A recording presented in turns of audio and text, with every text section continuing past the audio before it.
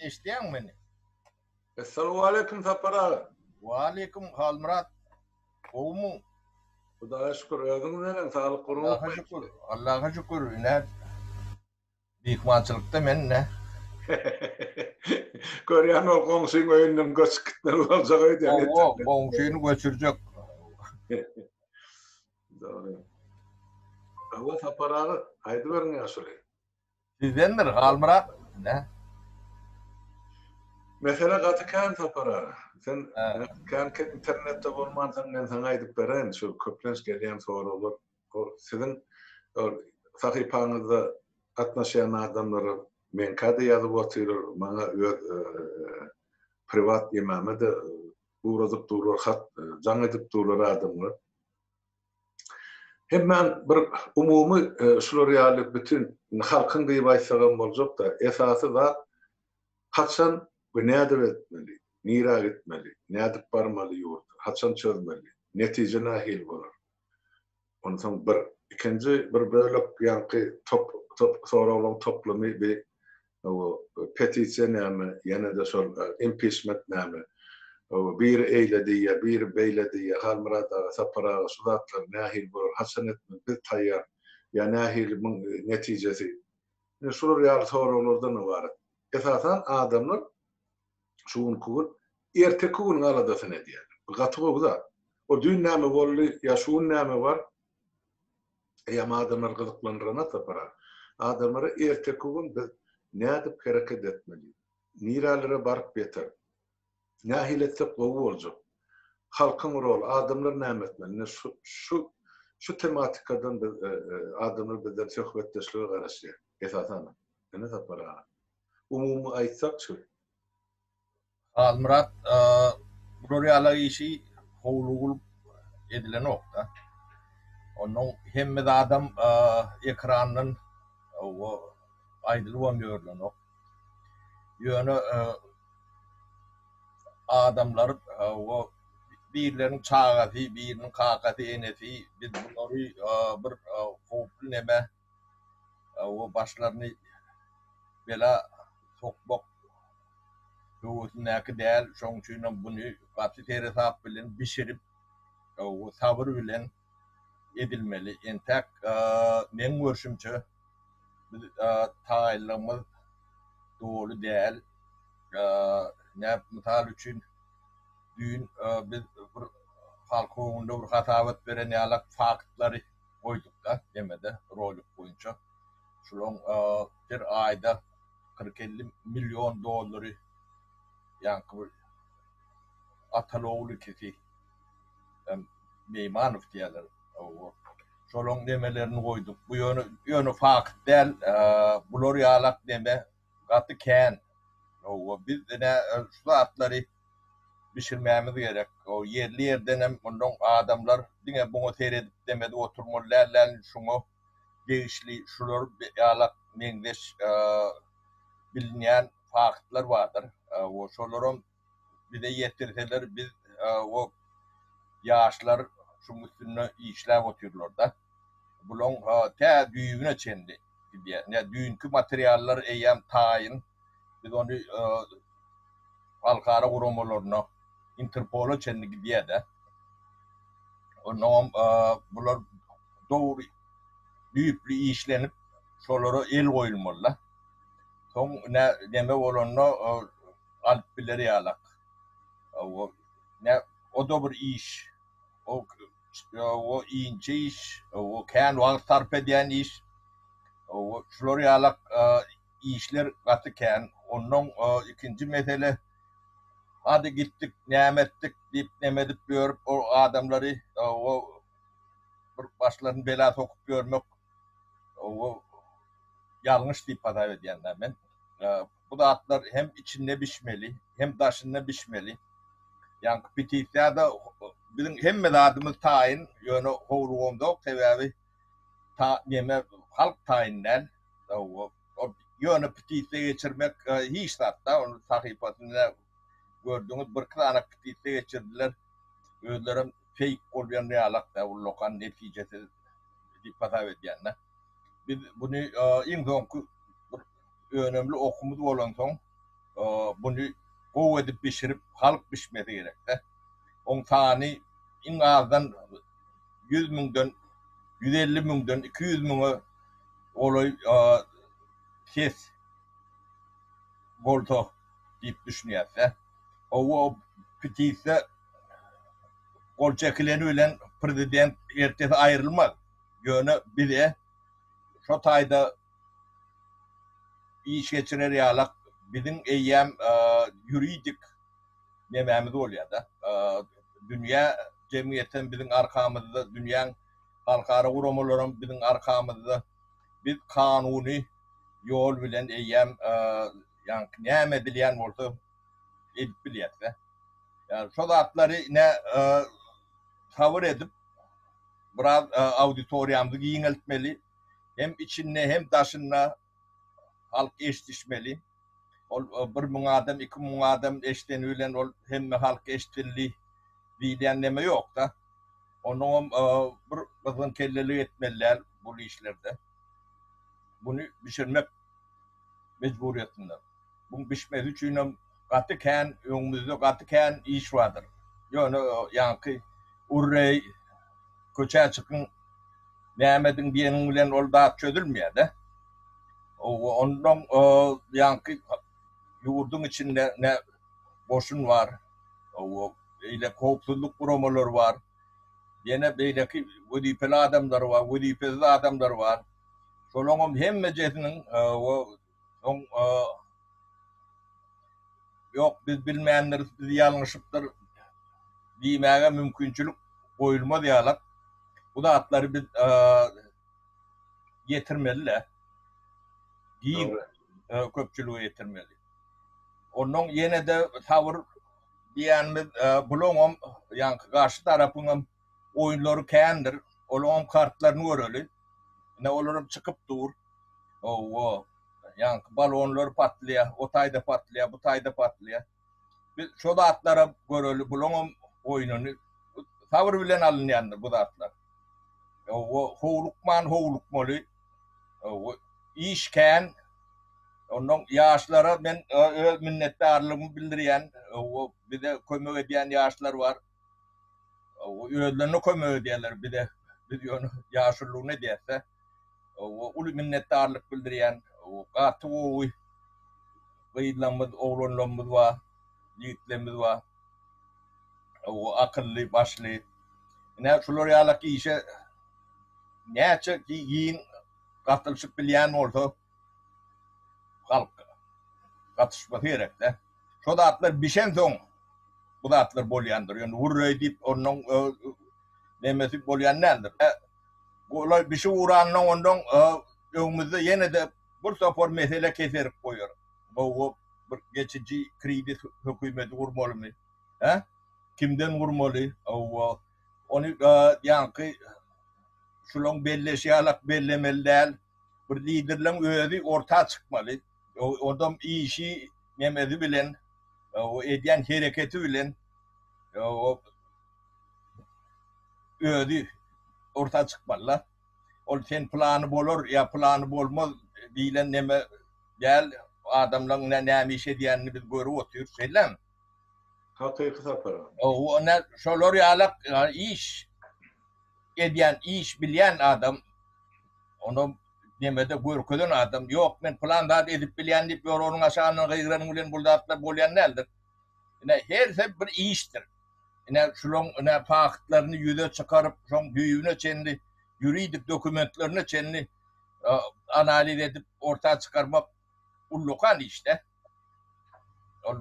Ýöne oýunjak işem däller. O hem bilgi gerek hem o işi bilýän bolmalylar, tejribe gerek. Bu da atlar ýöne faktlar ýöne bilim bilen ýanky ben jurnalist ogrulapdyrlar diýen ýalak däl. Fakt diýilen näçe işlet demediler. Dokumenti var, nemesi var, hemme de bilen. Onun halkara uramalarym şu da atlara seredýär. Ol dilim bilen aýdylan dat bolýan näler. Bizimkiler öwrenşipdir de dili bilen bir gowy diýse şo gowy bolmalmyşyn, erwet diýse erwet, owur diýse owur bolmalmyşyn. Oňa şanyny hiç nede esas ýok. Onun halkın öyle dine yani apşeysmini diye de köpçülüğün bir fikrini öyle diyorlar da. Hal Murat Erve dekeni, tapar ondan Ömerve dekeni yeni alak. O da atlar bil bilen edilen o da atlar fakt bilen edilendir. Ne bizim üstümüzde ne oynanıp görün oyun 25 yılla yeka faktı. Biz yön adam ilk görün adam edik korku diyorlar da. O öyle niye arıttan bir etmiş. Allah'ın ayağısı. Ne öyle fakt yok. Bizim halkımızı çoğu öğreniştirip dururlar da. Her adam demesi olmalı. Ne? Burada değildin mi? Değildin arkasında dokumenti olmalı. Faktı olmalı. O da suud edilen fakt diyor. Yönü dokumentim derler. Ne? Soruyu alak tayinlığımız bir aydan olacak mı? O halkın ödüne bağlı. Yönü iki tane kament yazanın ulen, ya nemedenin ulen, onu tövünün ulen bolan o. Düşünüyor hem de hem akşam hoğruk ya. Yani yankı metelerini pişirmeli be. Onun başka da fikirli adamlar var. Onun fikirlerini dinleyip gör böyle. Hani hemen diye. Kim nereden kopuyor? Onun halk onu da teredi oturuyor. Kim doğru kim yanlış. Onu da düşünür yalak yağda gerek. Bak gerek de. Ne? Son için bunu hovlup edilen zat değil bu zatlar. Zahmet talep ediyor. Ben şu yeme oyuncu düşüneceğim şeylere kalmırat. Doğru. Tapara bir soru olma. Ben kızıl lampa yanına akbolu zapisimiz geçip durmuşum ha. Ya diye. Ve böyle gidiyen varsa. Sorak gördüm de ben bir adatça şol kızıl lampa yanıyattı burada. Yok, ben de yanıya diye. Ana parlak gördüm. Ya diyen diye hal muradı. Ha böyle yazıyan burada sağ varsın. Yema katı doğruydu lan fikir tapara bir benim adamları şey dip düşündüren o hovlukma esasen yaşlar da ben düşünüp atayım. Yani iyidimizde 3 çağı, 4 çağı, 5 çağı, 6 çağı kaldı zannedip ağlap oturan adamlar vardı. Görsem gidecek çağlarımızın arasına yol açılsa ben canım kurban edecek çağlarımız şimdi şey dip da oturan gelirlerimiz var, yiğitlerimiz var. Mene ne saklayacağım bilemem. Bir taraftan olan duygusunu düşünüyor. İkinci taraftan yollar yapıp, üçüncü taraftan karantin, dördüncü taraftan ilat tayyar da. Şu mahal yani petisyon görünmedi o tümde. Impeachment onun belin yukarıda da atılmalı. Onun doğal anlamsızlık hükümet devlet başçısına belirliyor. Inni biz mun adamın ya 10 mun adamın gol için orta çıkmak gerekken men adamlara şonu düşündürüyorum. Şonu gol çıkmaya tayyar pesinden 100 200 belki yarım milyon adam gerek. Düşen tapara men şonu halka düşündürecek bolýan. Ola pikir ediyor biz tayyar galynyň tayyar mı kada? Yok. Biz yurdun ähli 5 welaýatyny tayyarlamak. O da kimiz aýtdyk tapara. Nämetme ilkinji nowatda yurdun içindäki. Ana portretlerini yakındıydık. Heykellerini yıkındıydık. Hayatların yüzüne gümmol hep yazındıydık. Yine birce Şotay'dan gelen video süjet var. Şon portretlerini Türkmenistan'ı yakılanıyor. Borluğu tordu. İçinde 1,5 milyonun uğrak ilat yaşar bu tür. Ne için şodatlar iyi giderledilen akya, devametledilen. Ne için halk ekstremal yardaya çağırın da halk. Aydiyat şular ya adamlar. Mümkünçülüğünü dedim. Hayatın yüzüne yazıp bolýar, ya bir eýesi duran ýadygarlygyny ýykyp bolýar. Ya şoň yüzüne bir da kraska çarpyp bolýar. Şular ýaly garşylyk, grajdan garşylygyny halk görkezmäge gorku boty için. Ol hakimliň öňüne çykyp aşlyk çekmek ya hakimiň ýakasyndan tutmak ola daşda dursun ýöne. Biz şu elementarnyja beýleki döwletlerde şular ýaly protest görnüşinde edilýän zatlary maslahat beremezde ýurdun içinde edip bilenler. Yurdun daşınnaky yaşlar berekella. Ana enni bir-birine öňe gidip nerede çıkış etmeli olsa tayyar. O ne diyor? Yani yurdun içi tayyardan. Men şonu halka düşündürjek böyle. Tapara. Halmurat, yine biz okçu massadan alyatsa, okçu massan 5-10% karşı kalan taraftar olsa ne bileyim. Doğru. Ha? Olan bolup böyle. Ya yurdun içindekiler bulun elbettiğini biliyaz, yanlışlığını biliyaz. Yani ağramlık böyle şunun taraftarı olsa ne biliyaz. Hı? Yani pitiyse ne şun için halkın demesi işleri ne emediğini bildirmek için ediliyor da. Şun için hovluğunda.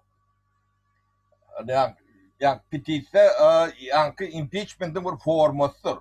Yankı geçirilen. Impeachment çok pitiysen içindeki soru. Impeachment. O ne için impeachment ediliyor aşağında hem de soruların cevapları vardır. Şu atları teknik taraftan o da atlar kıyın da değil. Hem de adımız tayin. On bir neme da yok. Yönü halk siz tayinler. O 5%'iniz da neme değil. Ses yeterlikli olmalı. Onun şunun şu an sonunun gelyenini bilyeler yurttan baylık çıkarıyorlar da. Hatta mudeylerdeki o tarihi nemeler var da. Eksponatlar var. Şun yerine butaforyalar koyuşturup o yankı Moskva'daki, London'daki, Fransa'daki öylerine çekiyorlar da. Tarihi nemeleri. Doğru. Onun pul ne şu pulları biz gözlep görse kim bilen olsa adını, familyasını, şirketinin adını başka da demediyen olsa bir de ne SMS bilen mi, WhatsApp'tan mi, Telegraf'tan mi Halmurat ağaya bana uğraştılar. Bir tane grubu var, işleşip görülür de. Bu şu pulları tapıp bankları zamaroz etmeli. Son onun devleti demedilerine ne başta bir kömük pul olur ya pul olmalı. Ne yurda barsan berili bir köpüğün pul yok. Ne şunalak yağdayda siz bararsanız. Onun ertirem o yine de eşretli durmuş.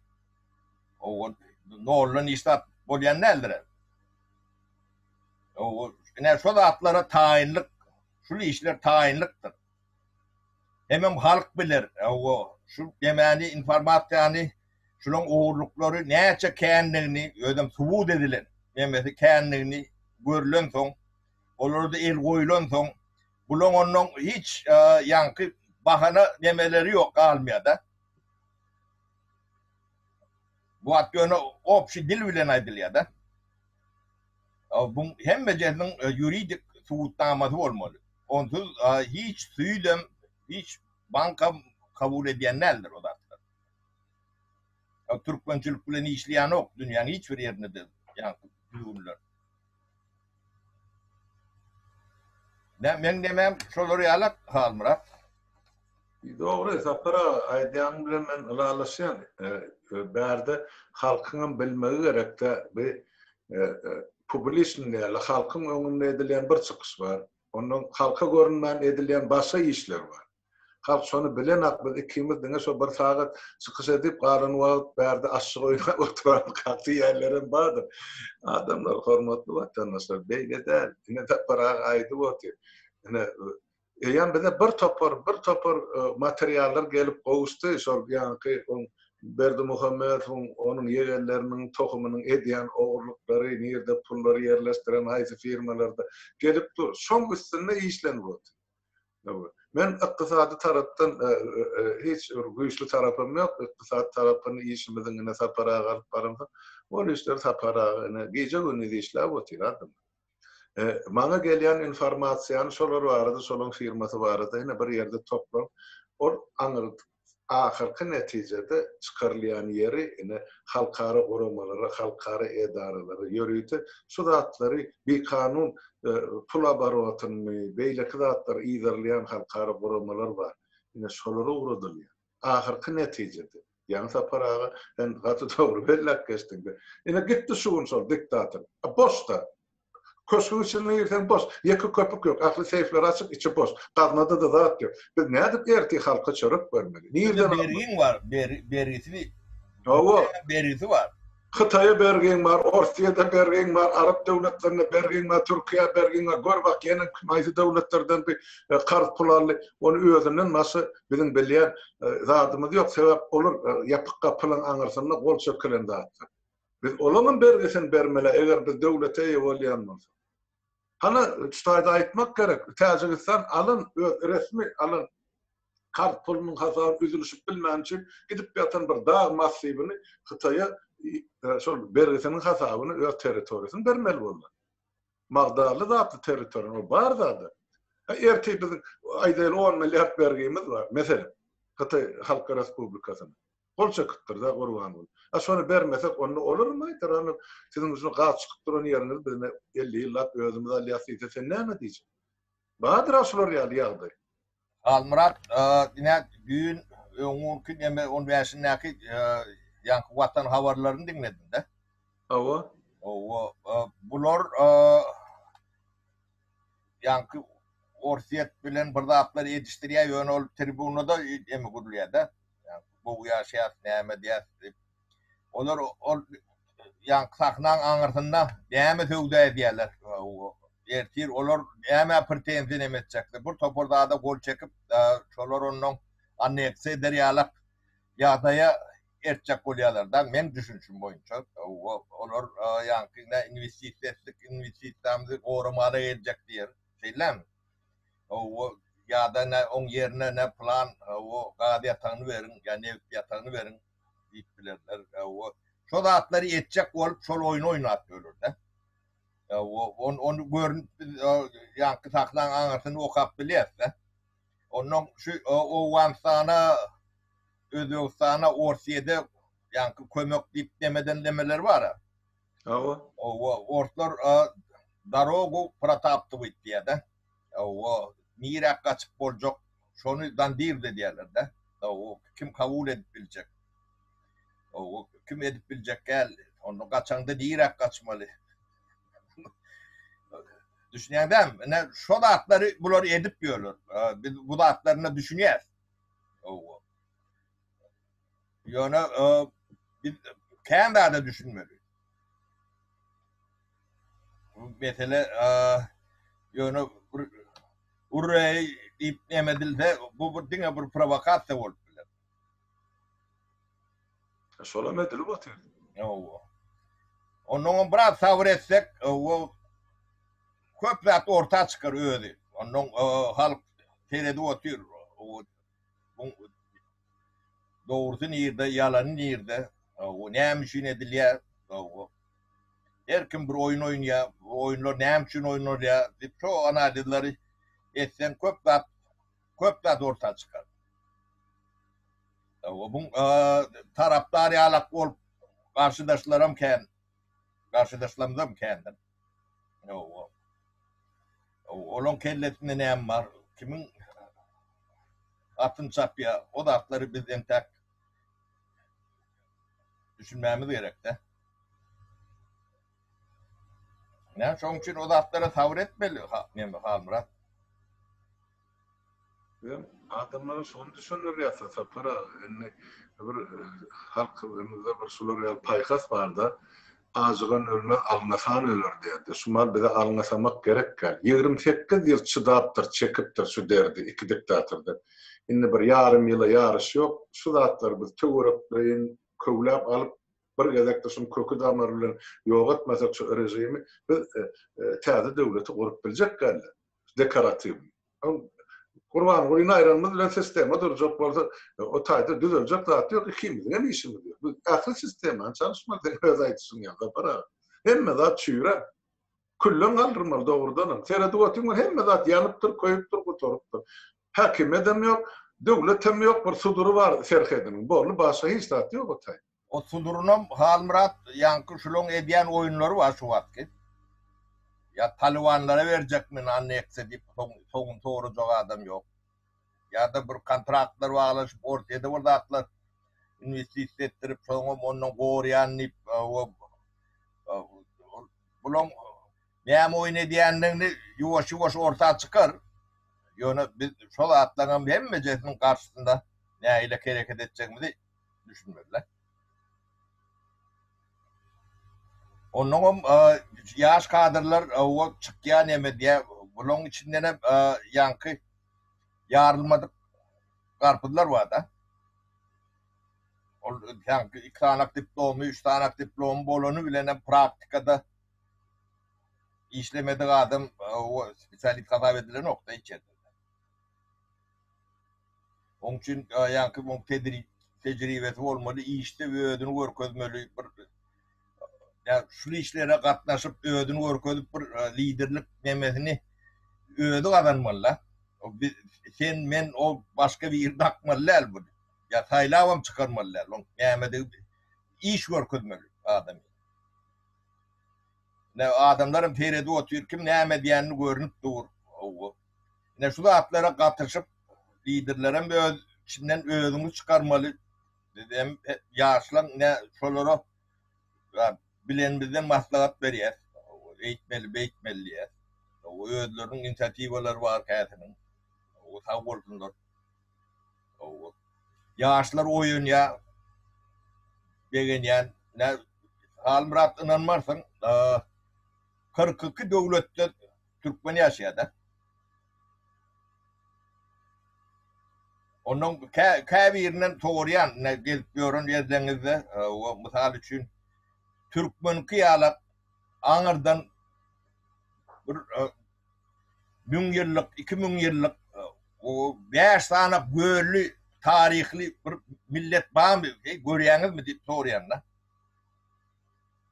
Aydıp bilecekler adını var mı şu meselede? Yok diye. Hakikaten yoktu. O bizim bir yankı bir 5 tane tire öde aralarını birbirine kırılışıp görün tire formadında da pripadnesi dediler de bir de şey deme diyorlar, servis ediyorlar. 70 yıl, 100 yıl. O yankı o tarihimizden kopardılar. O öğrenecek bolana da panturkist diyediler de. Bizim bir topar tarihçilerimiz panturkist olarak gidendir.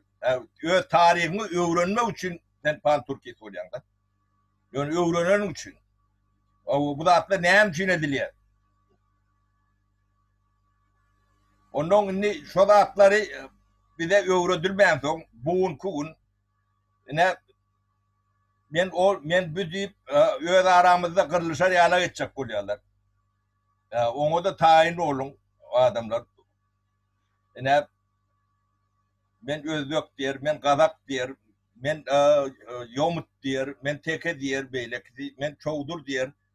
O biz ayrı olacak, eyle olacak, beyle olacak. Bunu yürüyte kızdırıyorlar da. Yani ahali nemedip o beyleklerin arasını yapıp olur kemtedip şu tribalizm canını realak ediyorlar. Yönüm ediliyordu, o yön yapı ediliyordu. Evet doğru. O bratstvo da atlayıp neme diyorlar. O yönü talantlı bir yer çıktı. Yani neme değil, titulunu bolmalı değil, nemeden çıktı onu neme diyorlar. Yani Düt müyde diyorlar diye. Düt müyde diyorlar. O yani jurnalist diyenlerinin bir kanını tapıp oğlunu sünnet etti deyip arda yazdırıyorlar. O bizim jurnalistlerimiz ne yani anonimke yazıp bilsen, dakazno statya yazıp bilsen, sonra jurnalist değil yani nemede. O Türkmen nemesinde. Onun ullukan nemeleri yok da bunun. Şöyle ikisini başarayan adama jurnalist değil yani. Türkiye'de şuna kuvayet taktırlar neme. Jurnalist demek, çoğulcu demek. Türkçe. Şey diyorlar. Şu anonim çıktıydı. Onlar gazeteci diyorlar da jurnaliste. O jurnalist isen onun hem şoğulçu liydin ol ya. Türkçe tercümesi doğru attırdılar. Ve bilemem Türklerin kan bilmem. O men bilyen hal Murat. Ne bu tay şeyle hal Murat. Yine bir daha da açık böyle tapara şumal halka etmalla katul lokan iş gibi oturuyor. Onun afişerde medipem kısadaydı otururlar adamlar iş gibi oturuyor. Onun bir günün bir ayın bir yılın işinde ve edilip oturan işler tabi bizim ertekunumuzda vardı devletimiz. Şu zatla arada edilip çözgütlerin bölünüp diyor. Yani onu bir saat gepleşip bilen tamamlanarak bu edilen işler bana adamlar. Sana krolik bilen yıkıp bolyan olsalar 30 yıl karışmazdınız. Şada. Ha? Doğru. Yani roliklerim gerek. Yani Hudaya şükür odamsız atlarım yoktu da. İnne halk oyanıp başlandı. Bu gatı yani şol rolikler bilen inne ya bir 2000 adam Somaliya 10 adam orta çıkacak diyen bilen bir köpçülüğü anladın ya. Halkın köpçülüğünün fikri de. Esasana bir yurdun içindeki adamlar tayyarlamar. Olur yatır. Şumal esas ezir çekip oturan mara bilen levap şolon halkı biraz kıymalıya daha sonra biraz onunun bir ama bizim ahal bilen balkarımız sessiz yatıyor. Olunum çekken derdi de. Unun haltası o tayda da 800 manat, bu tayda da 800 manat. Yani bulak üstüne yağmur yağansan bular gelip yankı. Tupan turansan olan yani asla çıkkınsın bu. Yani şu tayda kalın velayetlen halkı kömek etcek bolup duramın arasını kesip bine polis koyup post koyup geçirden görkezmeyecek bolýar bizim halkymyzyň birligini. Yine tragediýa şu taýda tapara. Men pikirimçe. Hal Murat, birinciden bir millet bir yumrukdugmydy. Şonu görkezmeli, halkada şonu her günjüğüne yeter ýala etmeli. Şu atlan şu edilecek bolýan zadyň işdigini düşünüp şunu giňeltmäge gatnaşmaly. Ýöne han bolun bilen bu zatlar bolýan zat däl. O howlukkan bolsaň iş et. İş bilen görkezilýändir. Ýöne dilin bilen näme däl. Ondan size ya başka bir ýerine biri edip bermeli diýilen zat ýokdur. Bu halmradyňa borcu däl, menem size bergim ýok, borcum däl. Biz ýöne halk watan sizin öňüňde çıra tutmak üçin, ýaşlyk etmek üçin, meňe şu tejribämi, şu bilýän nämämi size geçirmek üçin, bizim tejribämiz ne şu ýurdun, şu Türkmeniň baýlygydyr. Ya ululur kişidir, o başka mesele. Olun ýöne her kişiň nämäň bilgisi şu döwletiň, şu milletiň baýlygydyr. Men şu özümdäki bilgini, tecrübemi yaşlara geçirip bilsem in ulardığım şu. Tamam. Ya bunu nemetmek için işten kaçıp yankı eşirete yetmenin mümkün değildir. Menka yaşlarımız barın Hudaya şükür yazıp oturuyor. Taş da uğraktır. Avrupa'dan ama Amerika'dan ama yurdun içine hat gelip dur. Bir der oğullarca hat geliyor her gün. Ya sonra bizim etçek işimiz belli bir yurt ülkesi şu pudak işleyecek, şu pudak alıp çıkacak. Yani taze teknolojiler var. Ortada aydalığınız var. Hem Gallandiyan durmasını öğrentirler. Bize de şular yarlık ülkeşiklik gerekti. Yani yerli yerden yaşlar elini şu dağıtlara kızıklan, şu dağıtlara. Tuvele mi yaşlamız katı kovu? Yok. Bu arada görürüm. Tuvele. Berekellah. Yaşlar katı kovu işliyor. Yani elbette tanrının köp olmalı gerek. Yani bunların yurda varsa beylekler şulardan görürler veya son yılın içinde yurt güzelce görünüp durdu. Murat, yine düğün bir faktı koyduk da.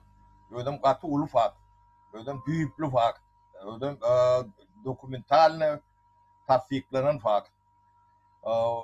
Yankı kametlerde yazıyalarda bu Danow'da Moskova Spasyolu'nda o köşkleri var.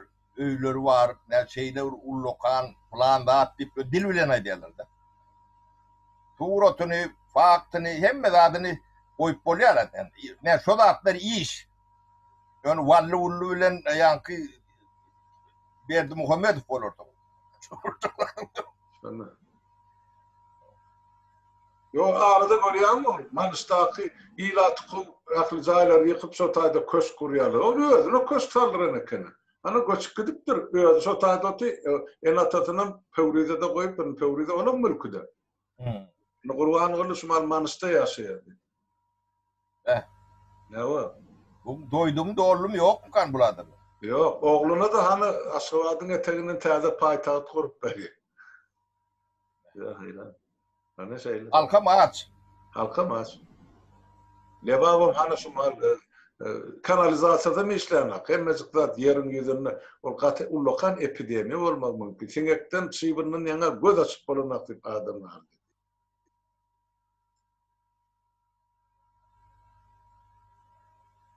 Ne o dine başımı diye kaymak kayladı para. Onun ne ya şu yerde gel tamamlalı mümkün olsa o da ertiyle devam ettirir kalın sohbetleşsin. Doğru hal Murat. Ya iyileşler sağ olun. Sağlıkta görüşelim.